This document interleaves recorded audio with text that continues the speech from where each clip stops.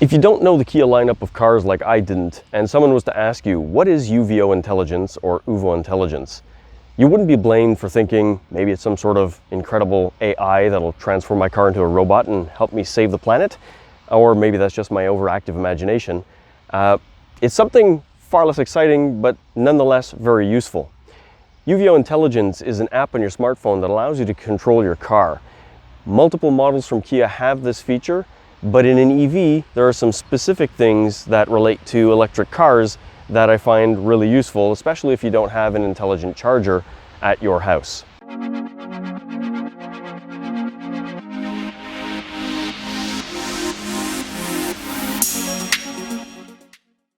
So what are some of the features of UVO Intelligence? How does it work?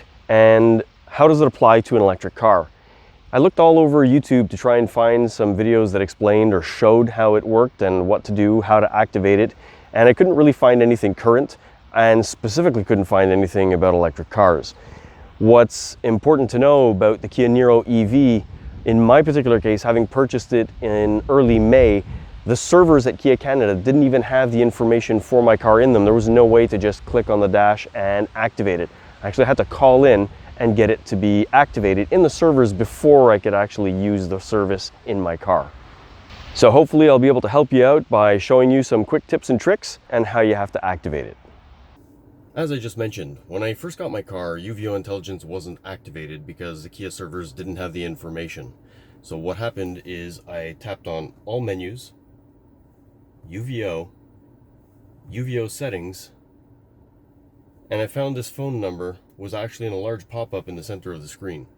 What I did is I ended up calling the number and had to wait quite a long time.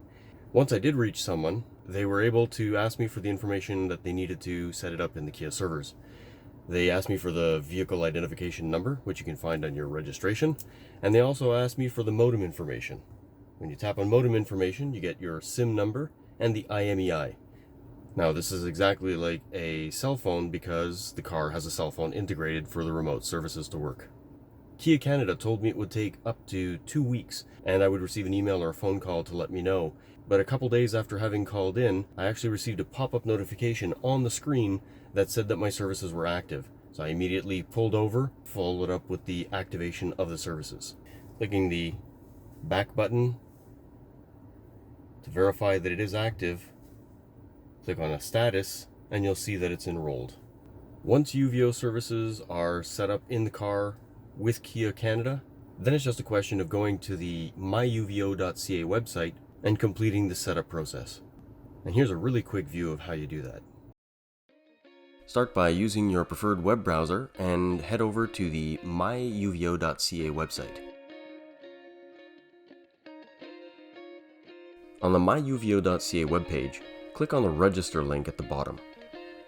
When you're prompted to enter the vehicle identification number, enter the one that's appropriate for your car. Enter a nickname for the car. This can be changed later directly in the app or on the website. And the registration code isn't something that I was told I needed. I wasn't given one and I didn't enter it and it still worked. Once you're done that, click on the arrow to the right and then proceed to the next step to create your account, your profile, your notification settings, your preferred dealer, and then confirm the account. And that's it. You're done registering your account.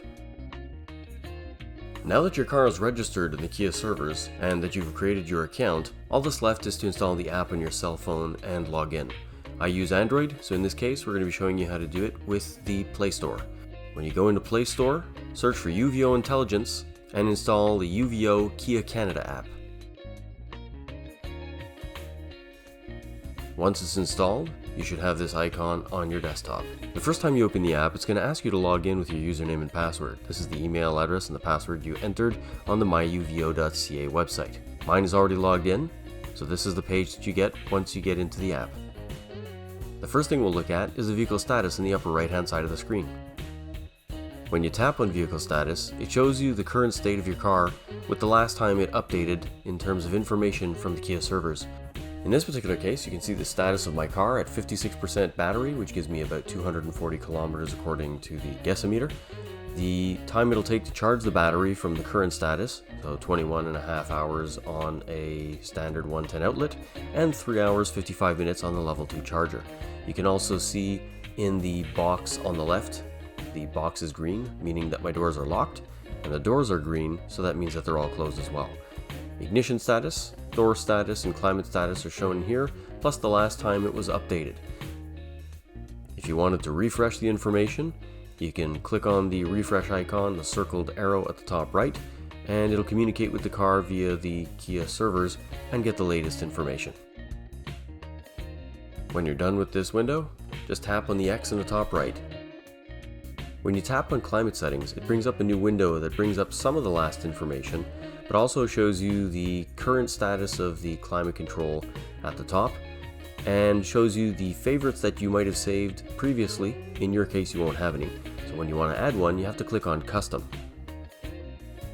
Once you've clicked on Custom, turn on Climate, select the temperature, and then depending on the time of year, you'll want to select front windshield defrost, heated steering, side and back defroster or not. And then at the bottom, click Save. Once you've clicked Save, it'll add it to your favorites page. If you want to activate your climate control remotely, just tap on one of your favorites, enter your PIN, and the request will be sent to the car. When complete, you get the remote services confirmation that it was successful. Tap on OK, and you'll be back at the main page showing you that the climate is active with the red light on the center button. Something to note, the next time you turn on your climate controller just by using the power button in the center of this screen, it'll use the last setting that you chose. So all you have to do is tap on the center button, enter your PIN, and wait for the process to complete.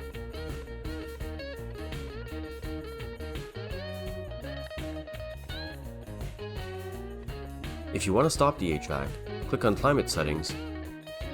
The screen pops up, and at the bottom right, tap on Stop Climate, enter your PIN, and wait for the process to complete.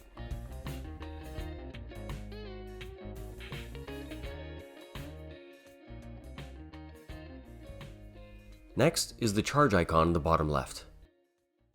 When you tap on the charge icon, it brings up all the same information that we saw before. It also shows you the current status. If your car is plugged in, it would show you that it was charging or not, depending on whether your battery was full or not. It also shows you the time it would take to charge from the current level to 100%. Now tap on the back arrow at the top left.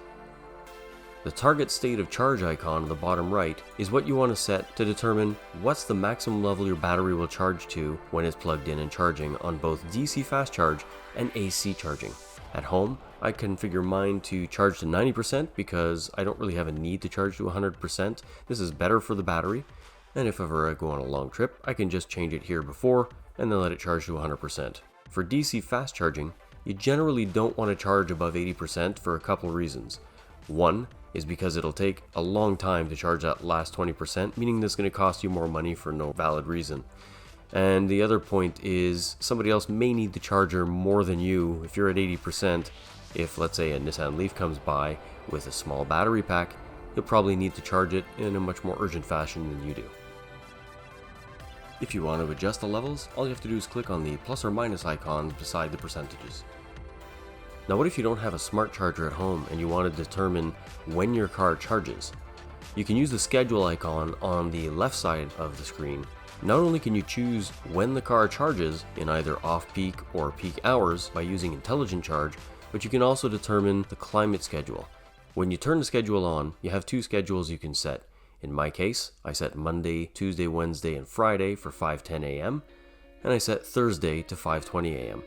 I don't use it for the charging, I use it for climate settings. I want my car to be a certain temperature before I leave. If you use Intelligent Charge, you can decide whether your car will charge in off-peak or on-peak hours, meaning, depending on the rate your electricity costs during the day or during the night, you can set it to charge when it's cheapest. I don't have this feature set because my electricity is inexpensive all the time, for now anyways, so I just leave it as it is. If you do use this feature, you have to determine what the hours are for your peak or off-peak and determine whether you want it to charge during those hours or not. If you charge only during off-peak, the car will not charge until it hits those hours, or you can set it to prioritize off-peak charging. I'm not exactly sure what this does in terms of will it charge during a certain percentage or not. whether it's off-peak or not. I haven't used this feature to be able to determine what exactly it does for prioritize off-peak charging. Now, tap the back arrow at the top left side of the screen, head back to the main page. In the menu icon on the top left of the screen, you get access to several other features. Let's say you wanted to find your car in a parking lot because you can't remember exactly where it was.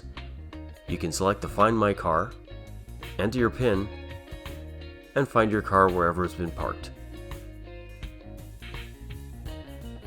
Another interesting feature that you can use is in the top left menu, or in this case, the gold icon of the electrical plug on the screen on the right.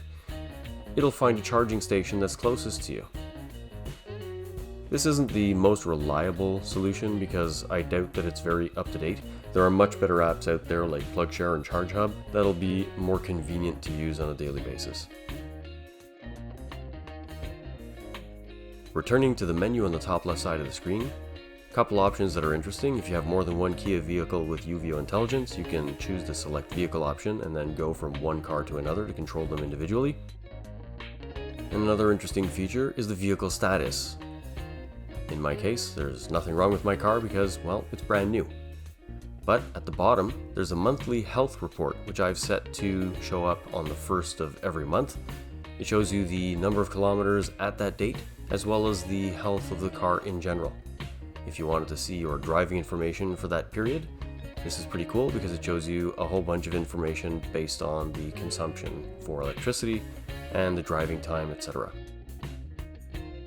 If you go back to the menu on the top left and select the Home button, this is not the remote services page that we saw before, but a home page that lets you choose which of the services you want, either remote services, Find My Car, vehicle health, and charging. And that's pretty much it.